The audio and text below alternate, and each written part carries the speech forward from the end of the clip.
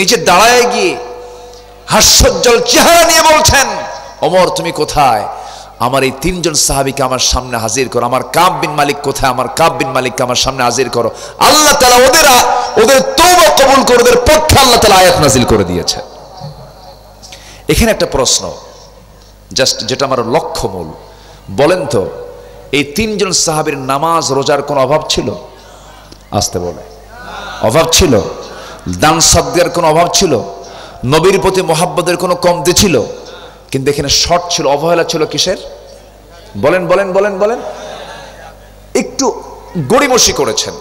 রাসূল তো ইচ্ছে করলে বলতে পারতেন, যেহেতু 30,000 সৈন্য আমার ছিল, আবার যুদ্ধটা হয়ও নাই, আমার বিনা যুদ্ধে আসছি, এটা বলে তাকে বলতেন যাও, এটা কোনো ব্যাপার না। কিন্তু রাসূল তাকে ছাড়েন নাই। কেন? কেন তুমি জিহাদকে অবহেলা করেছো? ঠিক কিনা? চিন্তা করুন, এখানে আমাদের শিক্ষা আছে না নাই? আসতে শিক্ষা আছে না নাই? আছে।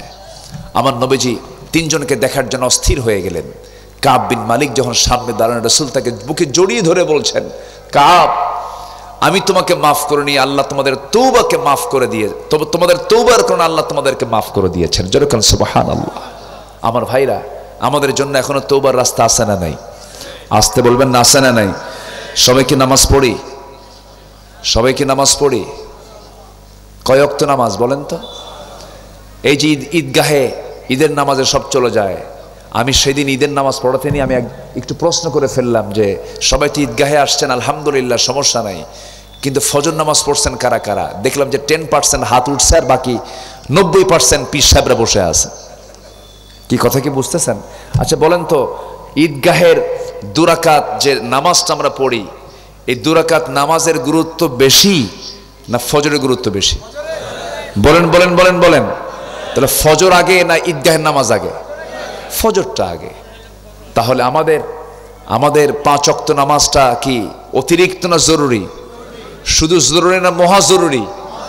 এই আইন লঙ্ঘন করলে আল্লাহর আদালতে কি মুক্তি না ধরা? বলেন, মুক্তি পাওয়া না ধরা খাওয়া? ধরা খাওয়া। 1 নাম্বার হচ্ছে নামাজ। জাহান্নামে যাবার 1 নাম্বার কারণ কি হবে? নামাজ ছেড়ে দেওয়া।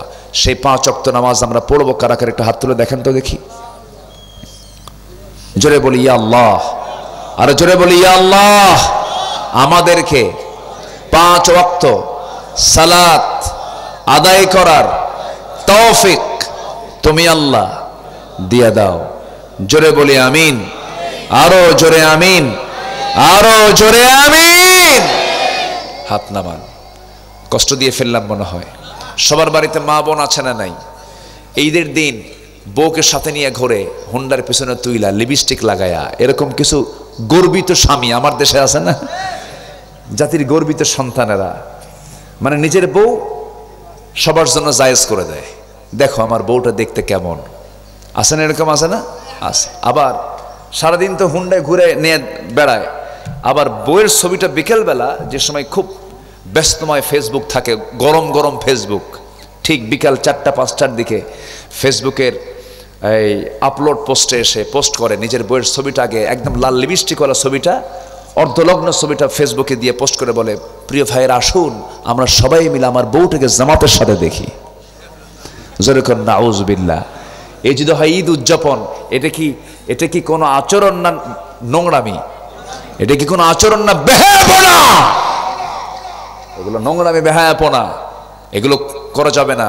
যুবকরা, মোহাব্বত গড়তেই যখন হবে, মোহাব্বত গড়বো আমরা অস্থায়ী না স্থায়ী। দুনিয়ার সমস্ত মোহাব্বত গুলো অস্থায়ী, আসল মোহাব্বত কার সাথে? আসতে বলবেন না, কার সাথে? বউ হেরে যাবে, ছেলে হেরে যাবে। দেখেন, রাজস্ব বোর্ডের একজন বড় কর্মকর্তার ছেলে 15 লক্ষ টাকা দিয়ে একটা ছাগল কিনছে। কত লাখ টাকা দিয়া?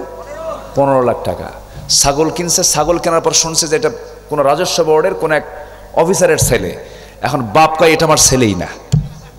বাপ কি কয়?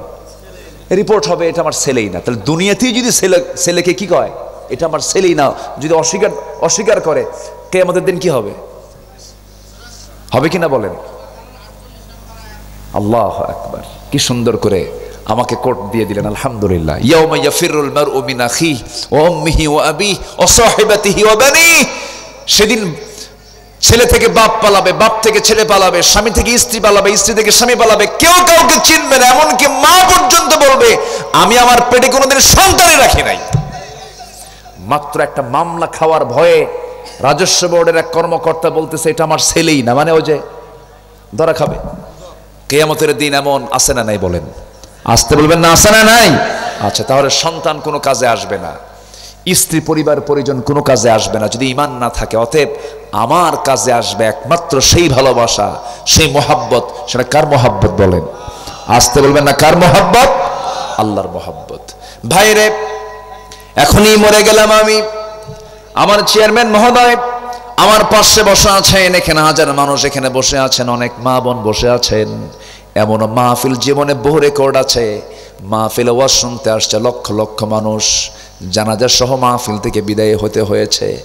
মাহফিল ওয়াজ শুনতে এসে দুনিয়া থেকে বিদায় হয়ে গেছে, আবার ওয়াজ করতে এসে বক্তা কথা বলতে নিয়া